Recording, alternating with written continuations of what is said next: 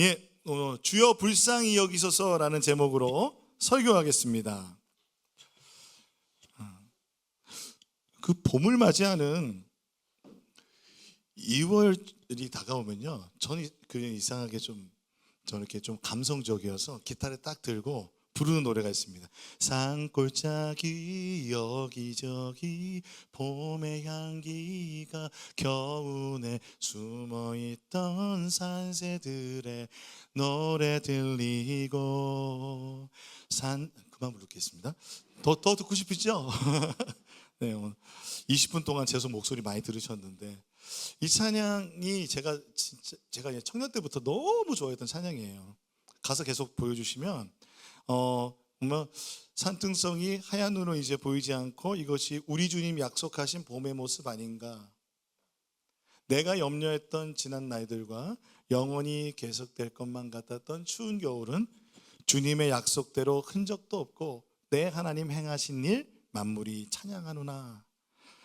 그리고 2절 가사가 옛날 가사랑 바뀌었어요. 그래서 김도연 님이 작곡한 노래인데 30주년 앨범에 이렇게 되었어요. 있습니다. 숨죽이며 움츠렸던 지난 겨울들, 서럽게 흐느꼈던 손시리던 날들, 우울하고 절망했던 슬픈 인생도 이제는 약속하신 사랑으로 자유케 되리. 내가 염려했던 지난 날들과 영원히 계속될 것만 같았던 추운 겨울은 주님의 약속대로 흔적도 없고 내 하나님 행하신 일 만물이 찬양하노나. 네, 기타 들고 이 찬양을 참 많이 부릅니다. 봄이 얼른 왔으면 좋겠습니다. 오늘 찬양 가사처럼 올 겨울은요, 유난히 눈이 너무 많이 내렸습니다. 폭설과 또 나라의 정치와 경제의 상황이 하나님 우리가 볼 때 참 위기의 상황이어서 기도하지 않을 수 없습니다. 아마 여러분은 몸으로 아마 이렇게 진짜 삶으로 체험되실 것 같습니다. 그래서 그런 상황 속에서 움츠려드는 그 겨울과 같은 시간인데, 참 며칠 전에 제가 이제 그 눈들이 이게 녹으면 안에서 또 울고 막 이래가지고 아주 봄이 따뜻해지기 전까지 눈이 그대로 남아 있어요. 그래서 제가 수요일쯤 막 열심히 또 그 눈을 깨고 할 수 있는 만큼만 깨고 했어요. 그런데 이렇게 따뜻한 기온이 될 줄 알았으면 안 할 걸 그랬어요.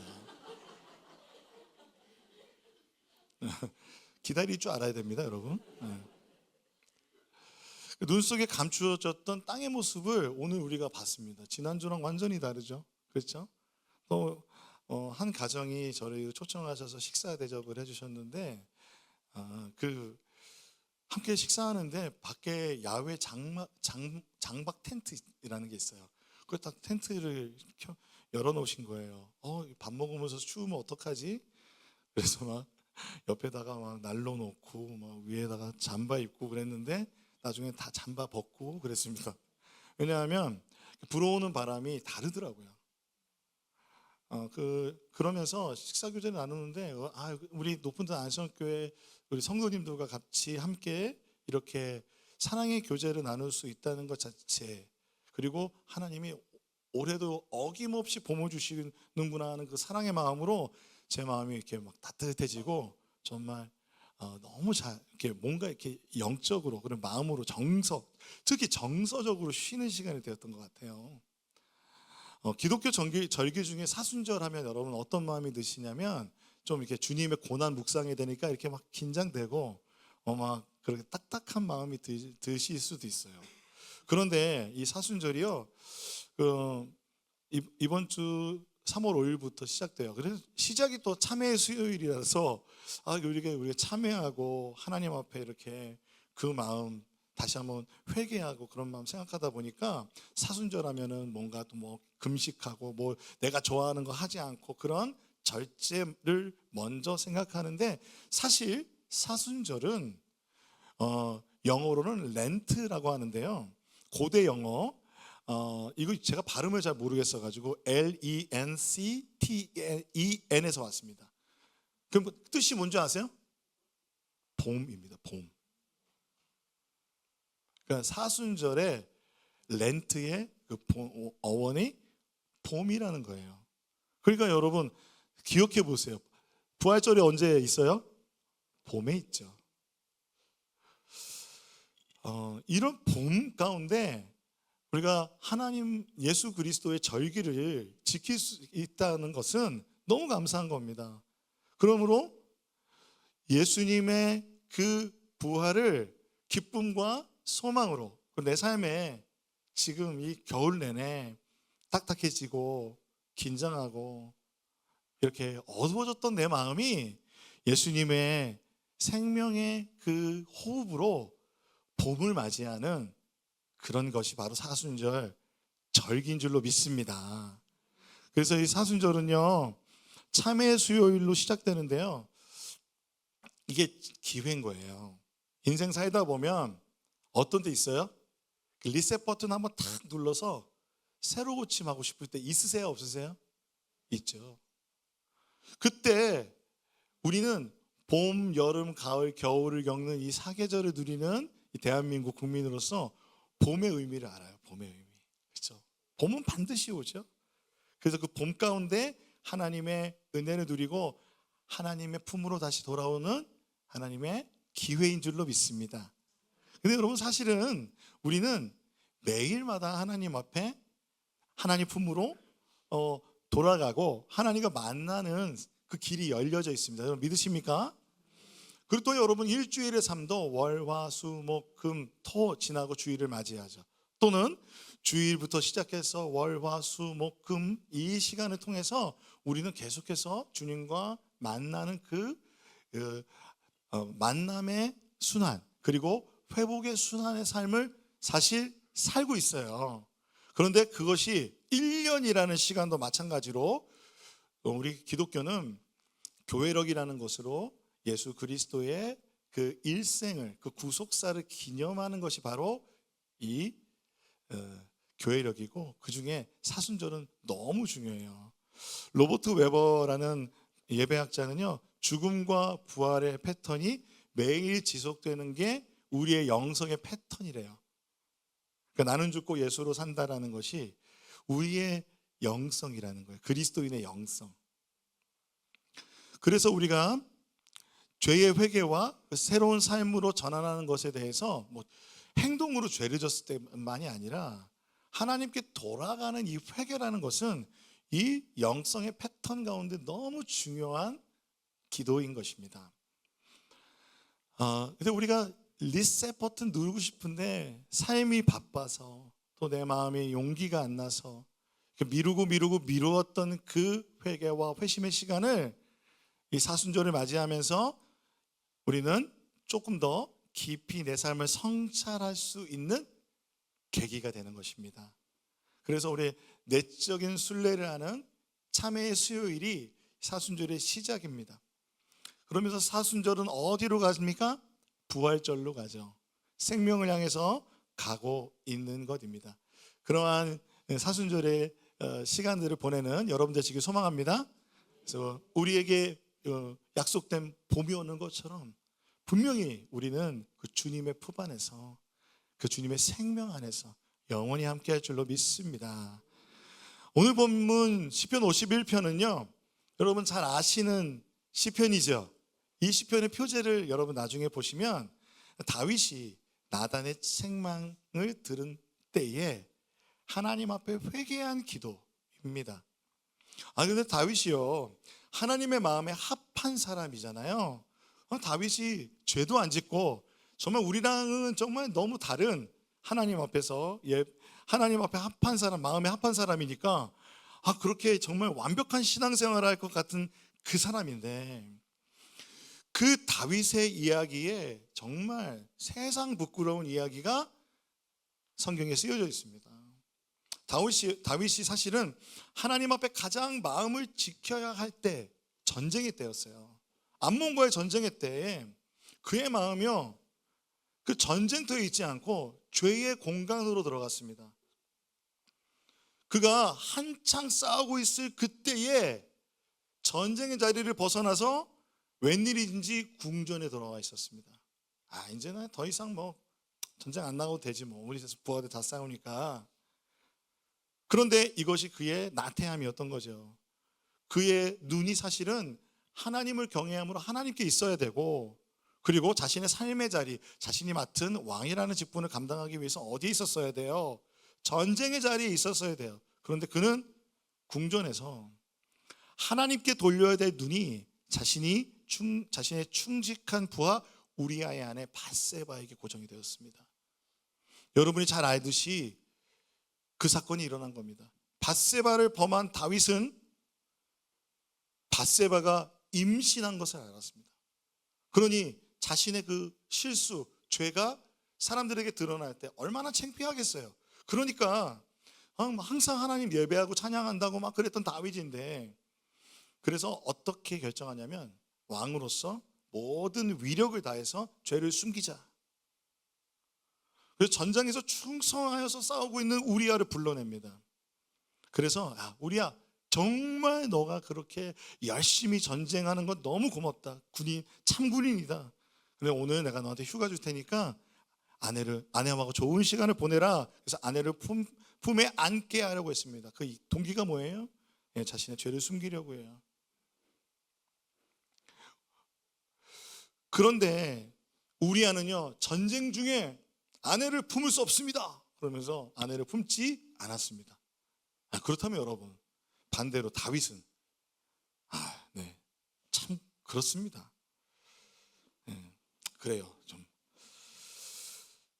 그래서 우리아가요, 마음을 지키고 전쟁으로 나갔어요. 전장으로 나가니까 다윗이 마지막 위력을 쓰는데, 군대 장관에게 가장 치열한 전쟁에서 우리아를 선두에 싸우게 하고 모두 뒤로 물러나게 하는 명령을 내렸습니다. 우리아는 한참 열심히 정말 최선을 다해서 전쟁에 임하였는데 누가 뒤로 물러나는지도 몰랐던 거예요. 그래서 결국 우리아는 적의 손에 의해서, 암몬에 의해서 전사하게 되었습니다. 그리고 다윗은 아무 일 없다는 듯이 밧세바를 자기 아내로 삼았습니다. 다윗은 그러니까 간음죄와 살인죄, 게다가 남의 아내를 탐하는 탐심의 죄를 범한 것입니다. 율법에는요, 이 죄들의 형벌, 책임을 받아야 되죠. 살인죄는 무엇입니까? 형벌이 죽음입니다. 다윗이 그런데 멀쩡하게 살아있을 수 있던 것은 그가 왕이라는 권력을 갖고 있기 때문입니다.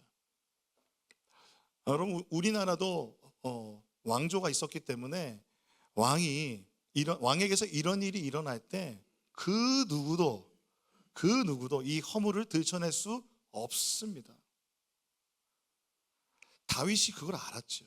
자기의 직위를 통하여 모든 것이 없는 것처럼 은폐하고 살아가는데, 선지자 나단이 비유를 통해서 다윗의 죄를 드러냈습니다. 다윗이 뭐라 그런 줄 아세요? 그렇게 한 사람은, 남의 그것을 빼앗은 사람은 그 사람은 반드시 죽으리라 라고 얘기했어요. 그런데 나단이 하나님이 이제 말씀하십니다 라면서 하나님의 책망을 쏟아냈습니다. 여러분, 이때 다윗이요, 하나님의 마음에 합한 사람이었어 이라는 게 드러나는 것이, 그가 부인하거나 외면하거나 다시 은폐하려고 하거나 변명하지 않고 회개의 공간으로 들어갔습니다. 하나님이 돌이키실 기회를 주셨을 때 다윗은 회개의 기도로 돌이킨 것입니다. 오늘 시편 51편은 그 회개의 기도를 나타내는데요, 오늘 우리가 읽은 본문의 말씀 시편 51편 7절을 같이 읽어보겠습니다. 시작. 우슬초로 나를 정결하게 하소서, 내가 정하리이다. 나의 죄를 씻어주소서, 내가 눈보다 희리이다. 우슬초로 정결하게 해달라고 기도하고 있습니다. 우슬초는요, 사실은 그러니까 정결 예식에서 사용되었던 것입니다. 그러니까 도덕적인 죄를 제거하는 의식, 그러니까 그런 의식에서 사용되었던 것이고요. 더 나아가서 우슬초는 유월절 전날, 그러니까 출애굽할 때 유월절 전날에 이스라엘 사람들이 문인방과 좌우 설주에 어린 양의 피를 바르는 데 사용했던 식물이 바로 우슬초입니다. 하나님이 나단을 통해서 다윗에게 죄를 드러내고 다윗을 책망한 것은 부끄러운 일일까요? 은혜일까요? 우리는 부끄러운 일로 느껴집니다. 그리고 그것이 하나님이 책망하셔서 그럼 뭐 사람들 앞에서 회개하고 돌이켜도 그 일들의 사건들이 남아 있잖아요. 그렇기 때문에 이것이 다윗이 부끄럽게 받아들이고 좀 수치스럽게 받아들일 수 있습니다. 그런데 나단 선지자를 통한 하나님의 책망을 다윗은 마음 깊이 받아들이고 죄를 인정하였습니다. 하나님이 어떻게 말씀하셨냐면 그 비유들 있잖아요. 누가 잘 키운 그 가축을 그거 다 이웃이 가서 뺏으면 되겠냐 안 되겠냐. 그런데 어찌하여 내가 여호와의 말씀을 업신여기고 하나님의 율법을 업신여겼잖아요. 나 보기에 악을 행하였느냐. 내가 칼로 햇사람 우리아를 치되 암몬 자손의 칼로 죽이고 그의 아내를 빼앗아 네 아내로 삼았도다. 그의 죄를 드러내시고 책망하였습니다. 다윗이 주님 저 그렇게 주님 섬겼으면 됐잖아. 나 왕인데 어째 체면도 있는데요. 주님 그럴 수 있잖아요. 다른 나라 왕들은 다 그러고 사는데요. 그런데 다윗은 이스라엘의 왕이죠. 하나님과 언약을 맺은 이스라엘, 그리고 그들에게는 하나님의 율법인 십계명이 있었죠.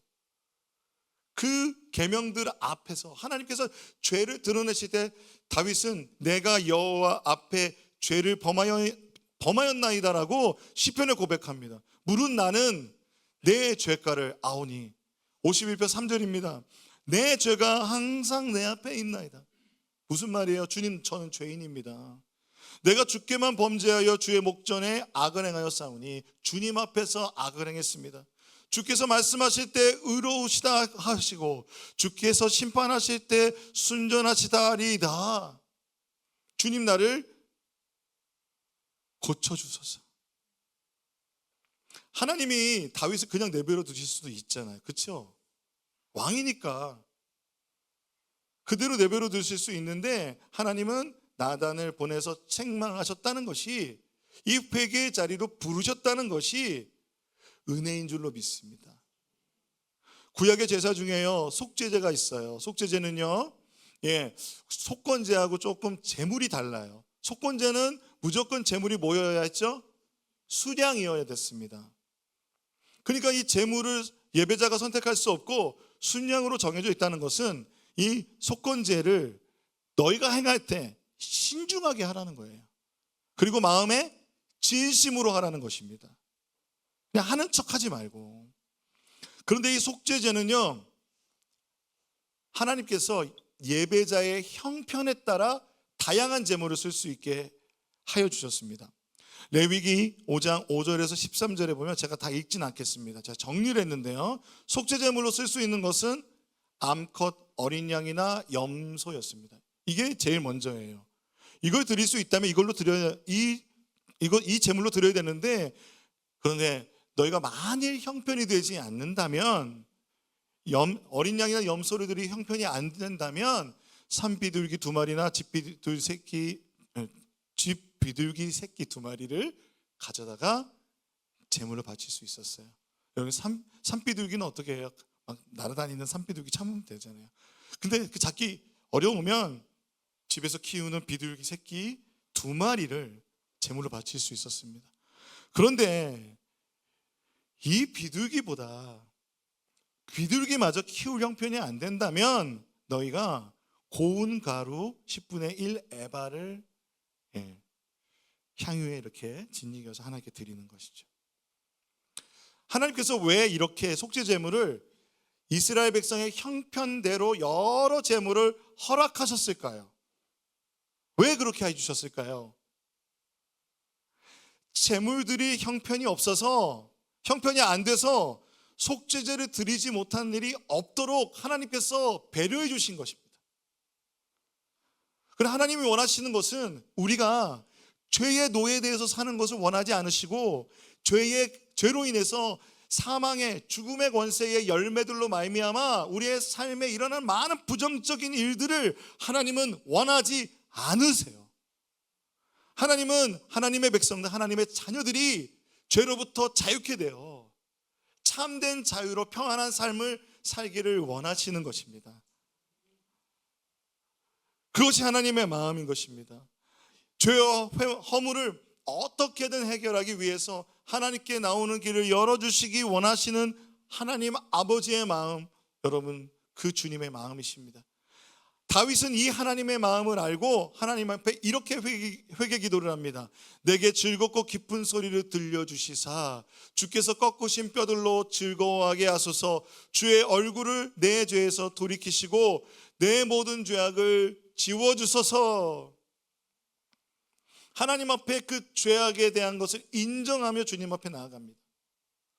하나님 앞에서 그 책망을 들을 때, 그리고 그 마음 안에 깊은 죄로 인한 그 괴로움이 뭐로 느껴졌어요? 꺾으신 뼈. 여러분 뼈가 꺾어져 보셨습니까?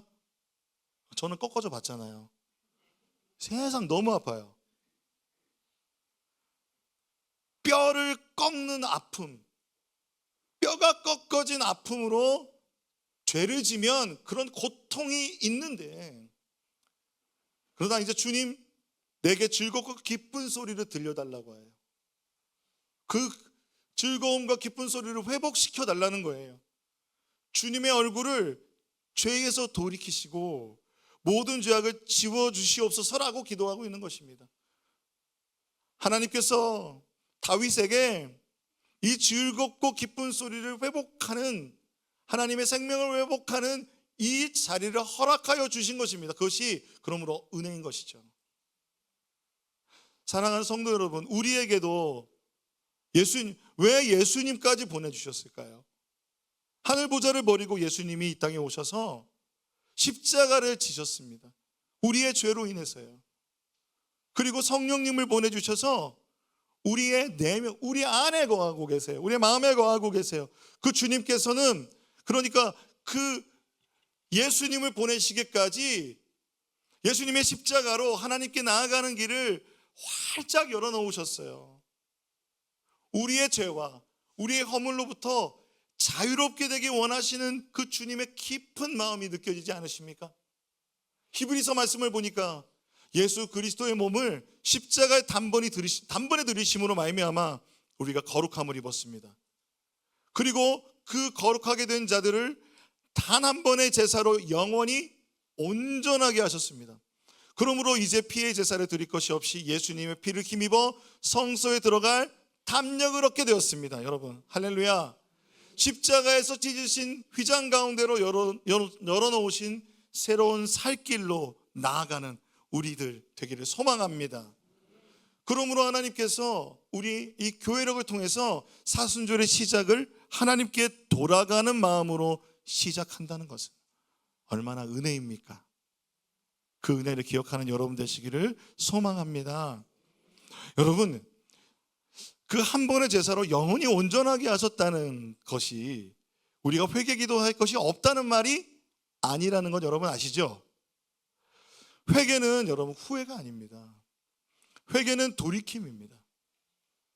하나님의 마음에 합한 자라고 부리고 하나님의 백성이었던 다윗조차도 하나님 앞에 돌이키고 회개해야 했습니다.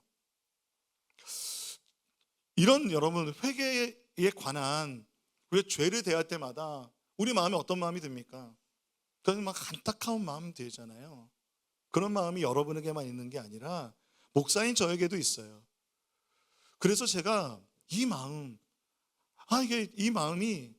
이 내 내면이 왜 이렇게 해결이 안 될까? 그런 마음으로, 그러니까 디지털 책인데요. 제가 그 책을 하나 읽었어요. 근데 책의 제목이 우울한 마음을 안아드립니다.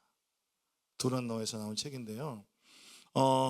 대한기독정신과 의사회 산하 부산지부 의사분들이 마음여행이라는 모임을 하고 계신데 그분들이 함께 글을 기고해서 낸 책이 우울한 마음을 안아드립니다. 하나님을 아는 것이 나를 아는 것이라고 하잖아요. 여러분 믿으십니까? 태초에 아담은 아담 자신을 잘 알았을 거예요. 그런데 원죄로 인해서 타락한 인간들은 나를 몰라요. 어디까지 아냐면 내가 의식할 수 있는 데까지 알아요. 근데 어디를 모르냐면 무의식을 몰라요. 여러분, 나도 모르는 사이에 내 안에 분노가 일어나고 그냥 멀쩡하게 살아가다가 내 마음이 갑자기 깊은 우울에 빠질 때가 있죠.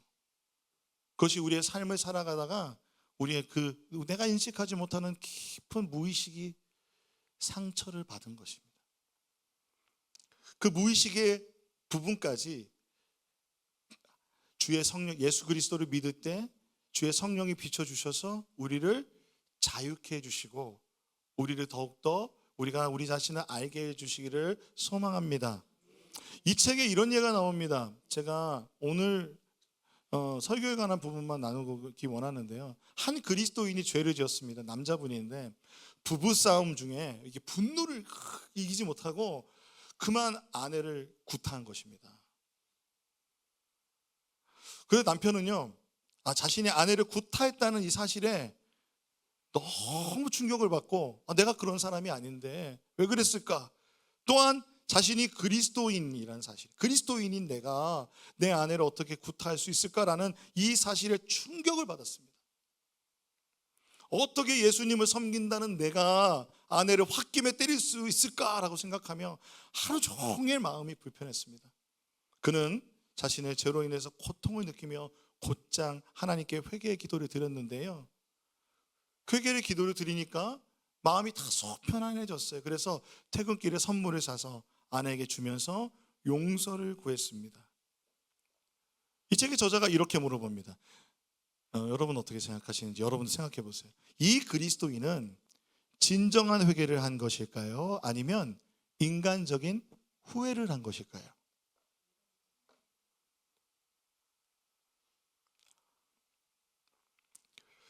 저자는 이 무의식 속에 심리적인 방어 기제가 여러 가지가 있는데 그 중에 취소 행위라는 게 있대요. undoing. 그러니까 내가 잘못한 것을 취소하기 위해서 보상적인 행동을 하는 거죠. 취소 행위. 진정한 회개를 한 것인지 아니면 취소 행위를 한 것인지 겉모습만으로 정확하게 알 수 없다고 말합니다. 그러니까 취소가 심리적인 방어 기제 중 하나로서 회개와 유사해 보이기 때문에 여러분 아마 제가 지금 질문했을 때 어떤 분은 회개, 어떤 분은 진정한 회개가 아니다라고 생각하셨을 거예요. 그런데 이 방어 기제 취소 행위는 회개와 유사해 보는 육적인 정신 활동이라는 거예요. 그런데 회개는 하나님이 죄를 깨닫게 해주셔서 중심으로부터 새로운 변화가 일어나는 진정한 영적 변화라는 것입니다. 그래서 의사인 저자는 회개는 죄를 짓고자 하는 동기까지 변화되어서 생각, 감정, 행위의 전인격적인 변화로 열매를 경험하는 거룩한 변화이기 때문에 회개는 하나님 없이 나 혼자는 결코 할 수 없다라고 말합니다. 나아가 성령의 감동으로 내면 깊은 곳에서 말씀이 깨달아질 때 완전한 변화가 오는 것이다. 결국 진정한 변화는 하나님 앞에서 하나님의 말씀이 내 심령 속에서 역사할 때 진정한 변화가 오는 것이라는 것입니다. 곧 시작될 복음 중심 삶의 5과에 회개과가 있습니다. 그 회개의 과에는 이렇게 첫 번째 제목이 한번 저 따라해 보시겠어요? 삶의 방식으로서의 회개. 회개는 가끔 하는 게 아니라 삶의 방식이 되어야 된다는 거예요. 책에서 회개가 아닌 것이 두 가지가 있습니다. 후회, 결심. 후회, 결심은 우리가 진정한 회개가 아닌 그러니까 행위로서 회개인 것처럼 보이는 것입니다. 그리고 여러분, 회개를 하면 내가 하나님께 인정받는다라고 느낀다면, 여러분이 만약 회개할 때, 그러지 않을 때는 내가 하나님께 인정받지 못하고 내가 후회하거나, 내가 이런 사람이 아닌데, 또는 결심, 그래 이렇게 하지 말아야지, 이렇게 하지 말아야지, 이렇게 하지 말아야지 결심하는 것은 회개가 아니라는 겁니다. 이것 자체가 반복되어 우리에게 쌓일 때 그것 자체를 내 의로 삼아서 내가 회개 기도 이만큼 했기 때문에 나는 의로운 거야 라고 생각하는데, 진정한 회개는 이것이랍니다. 여러분 같이 한번 읽어볼까요? 진정한 회개는, 시작. 진정한 회개는 먼저 하나님을 향한 것입니다. 자기중심적인 후회가 아니라 거룩한 슬픔으로 말미암은 것입니다. 그래서 외형적인 행동보다 마음에 관심을 둡니다. 나아가 죄의 능력과 형벌에서 구원받기 위해 예수님을 바라보는 것입니다. 하나님을 향한 것이에요. 첫 번째, 하나님을 향해 나가야 돼요. 그리고 후회가 아니라 거룩한 슬픔으로 말미암은 것입니다. 그리고 외형적인 행동이 아니라 마음으로 하나님 앞에 회개하고 마음으로 하나님께 나아가는 것입니다. 그래서 우리에게 죄로 인해서 나에게 임한, 나에게 영향을 주는 죄의 능력과 형벌에서 구원받기 위해서 누구를 바라봐요? 나를 바라보는 게 아니라 예수님을 바라보는 것입니다. 이렇게 생각해 보니까 제가 얼마나 취소 행위를 많이 하고 있는지, 제가 얼마나 후회와 결심을 많이 하고 있는지, 그래서 제가 회개를 새롭게 하게 되었습니다. 그래서 복음 중심 삶에서는요, 진정한 회개는 뭐냐면 나의 죄인된 모습을 깨닫는 겁니다. 다윗이 하나님 마음에 합해서, 마음이 겸손해서 회개한 것이 아니라 하나님이 그에게 회개의 기회를 주시고, 그리고 다윗이 하나님을 바라봤기 때문에 오늘 시편 51편이 나올 수 있었다는 것입니다. 그런데 나이기세에 김동호 목사님이 이 말씀을 똑같이 하시는 거 제가 깜짝 놀랐어요. 여러분, 살인하고 간음하고 이웃의 것을 탐하여 취하는 이 죄를 짓는 다윗이 이 모습이 본 모습입니까? 아니면 날마다 예배하고 하나님의 마음에 합한 사람이 된 이 사람의 모습이 다윗의 원래 진정한 본 모습입니까?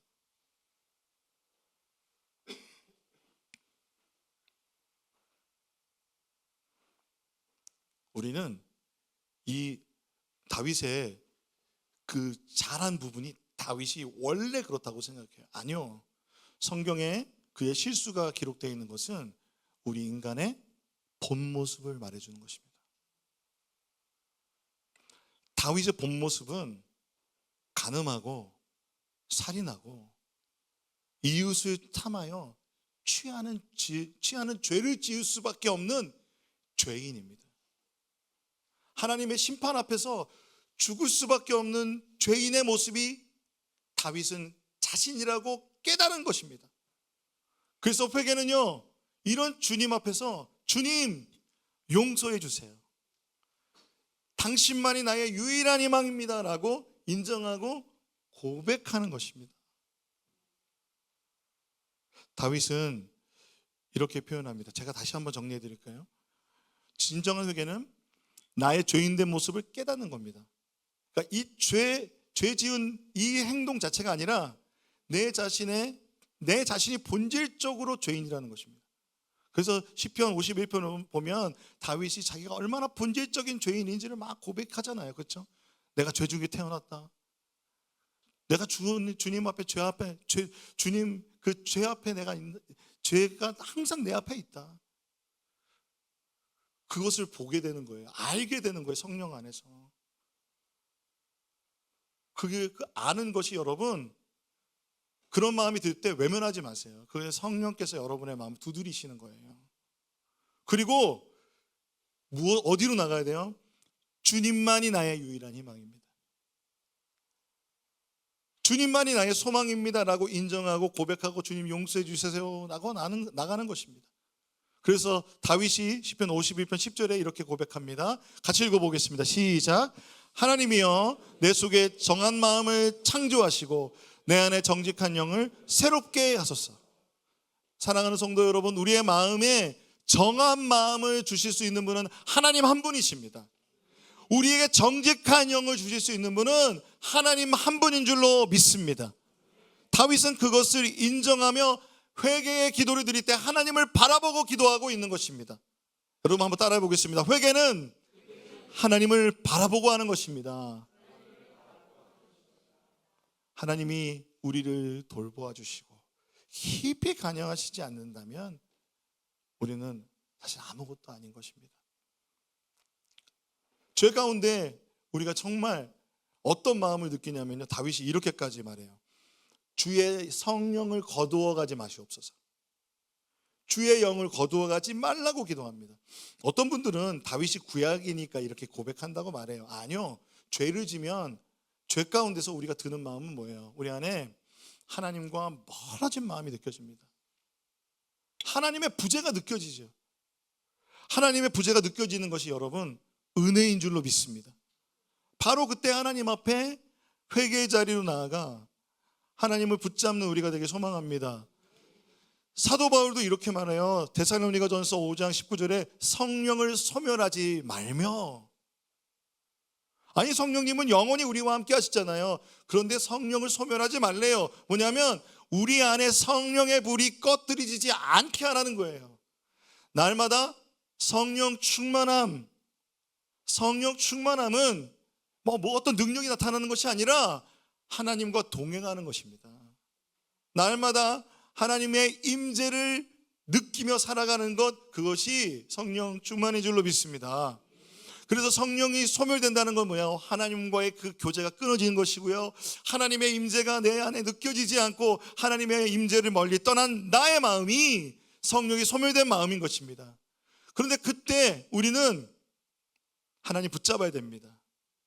사도 바울도 말하잖아요. 난 선한 것을 막 하려고 하는데 내 안에 육신이 계속해서 죄를 짓게 한다는 거예요. 하나님을 따라가고 그 복음을 전하는 사도 바울이 동시에 은혜와 동시에 내 마음속에 악한 죄의 영향이 같이 있다는 거예요. 그러면서 이 사망의 이 올무에서 누가 나를 건져낼까? 그래서 사도 바울이 말하는 거예요. 우리 주 예수 그리스도의 은혜밖에 없다는 거예요. 예수 그리스도 안에 있는 생명의 성령의 법이 우리를 죄와 사망의 법에서 해방해 주셨음을 믿습니다. 그러니 여러분, 성령을 소멸하지 맙시다. 죄를 방관하지 말고 우리의 마음에 이런 하나님 앞에서 찔리는 마음을, 성령께서 우리의 양심을 두드리실 때 하나님 앞에 나아가 다시 한번 주님의 큰 용서의 은혜를 받는 여러분 되시기를 소망합니다. 그래서 회개가 삶의 방식이 된다는 것은요, 맨날 그냥 막 죄의식 가지고 산다는 얘기가 아닙니다. 그게 회개가 삶의 방식이 되고 진정한 회개를 하면 하나님과 더 깊이 동행하게 됩니다. 그리고 오늘 다윗이 고백한 것처럼 내 마음의 기쁜 마음과 즐거운 마음과 자원하는 심령이 회복됩니다. 다윗이 이렇게 고백해요. 나를 주 앞에서 쫓아내지 마시며 주의 성령을 내게 거두지 마소서. 12절에 보면 같이 읽어볼까요? 시작. 주의 구원의 즐거움을 내게 회복시켜 주시고 자원하는 심령을 주사 나를 붙드소서. 그러므로 여러분, 하나님께 돌아가는 것은 새로운 봄을 맞이하는 소망의 자리로 나아가는 발걸음인 줄로 믿습니다. 우리 인생에서 봄이 반드시 올 건 알지만 오늘 내 삶이 여전히 한겨울일 때가 있습니다. 내 삶이 은혜의 자리에 있는 줄 알았는데 죄와 허물로 인해 우리의 마음이 꽁꽁 얼어붙은 강물과 같이 악함이 공존할 때가 있습니다. 바로 그때 우리는 하나님을 바라봐야 될 줄로 믿습니다. 그때 바라봐야 될 성품이 시편 51편 1절에 나와 있어요. 같이 읽어보겠습니다. 시작. 하나님이여 주의 인자를 따라 내게 은혜를 베푸시며 주의 많은 긍휼을 따라 내 죄악을 지워주소서.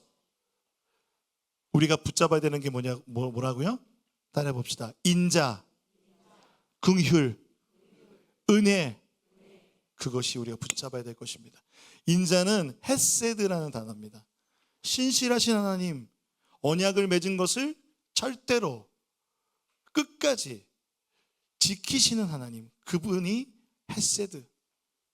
또한 긍휼은 뭐냐면요, 히브리어로 라함인데 이 라함의 어근은 레헴입니다. 레헴은 모체, 자궁이라는 뜻이 있어요. 어머니가 자식을 불쌍히 여기는 것 같이 하나님이 우리를 불쌍히 여겨주세요. 여인이 어찌 그 젖먹는 자식을 잊겠으며 자기 태에서 난 아들을 긍휼히 여기지 않겠느냐. 그들은 혹시 잊을지라도 나는 너를 잊지 아니할 것이다. 이 마음으로 우리를 긍휼히 여겨주시는 하나님이신 줄로 믿습니다.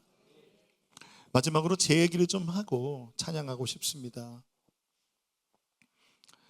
제가 교회를 개척하면서 저는 제가 잘할 줄 알았어요. 그런데 교회를 개척하니까 하나님의 눈이 어디에 있는 줄 아세요? 저에게 있더라고요. 여러분, 하나님의 눈이 어디 있는 줄 아세요? 여러분에게 있어요. 그래서 하나님 말씀하시는 거예요. 내 앞에 다른 신 두지 말라고. 여러분이 다른 데 봐도 주님은 계속 여러분 보세요.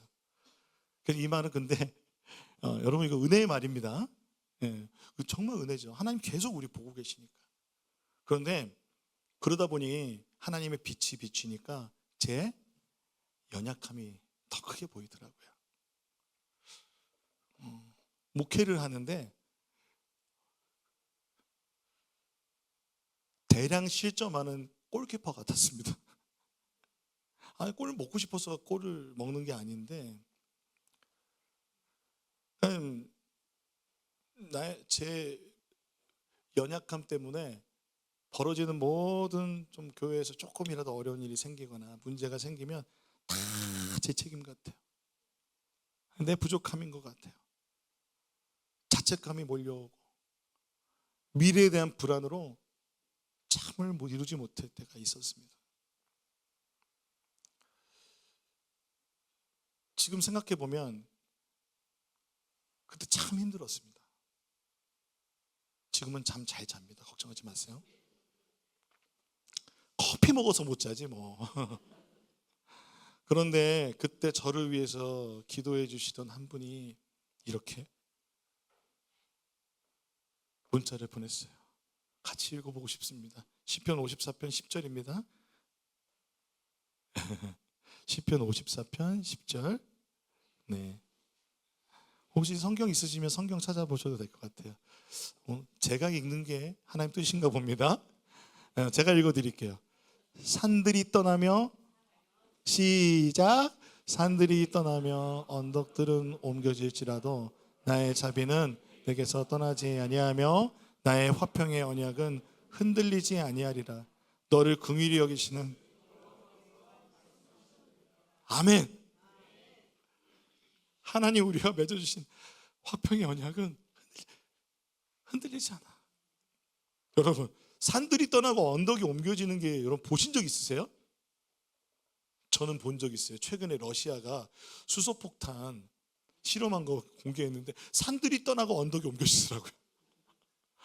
거기서 살아남을 수 있는 사람이 누가 있겠습니까? 정말 죽을 것 같은 두려움이 나에게 찾아올 때 기억하세요. 하나님의 자비는 우리에게서 떠나지 않아요. 하나님이 우리에게 맺어주신 언약은 흔들리지 않습니다. 그 주님이 우리를 긍휼히 여겨주십니다. 제가 좋아하는 기도가 있어요. 주여 불쌍히 여겨주옵소서. 왜 그 기도인지 아세요?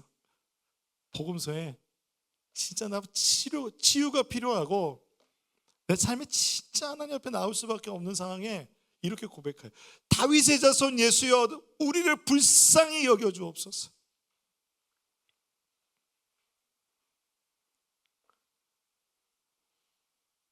그래서 이 기도가요 진짜 항상 예배마다 있어요. 일부에는 참회의 기도가 있거든요. 그것을 조금 어려운 말로 이런 말 들어보셨어요? 끼리에 엘레이손? 끼리에 엘레이손. 끼리에가 주님이에요. 주님 불쌍히 여겨주소서. 아니면 여러분, 미사역으로 내가 막 기도할 단어가 생각 안 하면 저는 그렇게 기도해요. 주여 불쌍히 여겨주옵소서.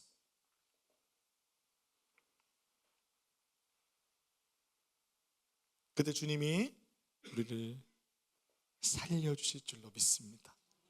아멘. 우리가 그 믿음을 가지고 긍휼이라는 찬양 함께 찬양하며 하나님 앞에 나가겠습니다.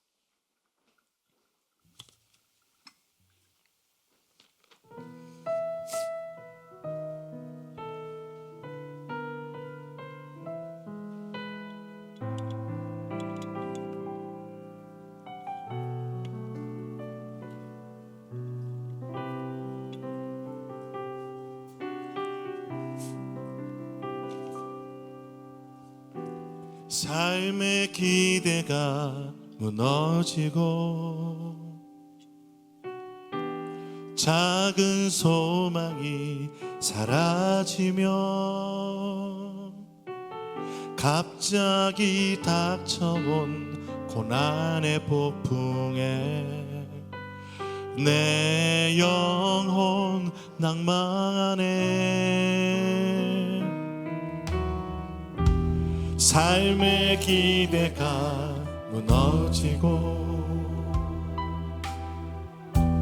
작은 소망이 사라지며 갑자기 닥쳐온 고난의 폭풍에 내 영혼 낭망하네. 산들이 떠나고 언덕이 옮겨져도 주의 자비와 화평의 언약은 변하지 않으리. 주여 불쌍히 여기소서. 주의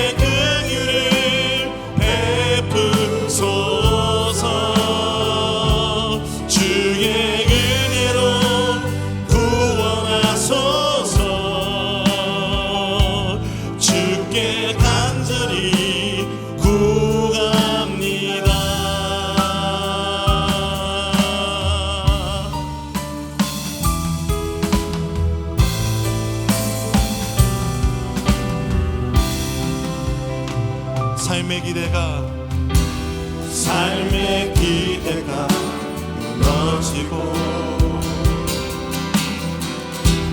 작은 소망이 사라지며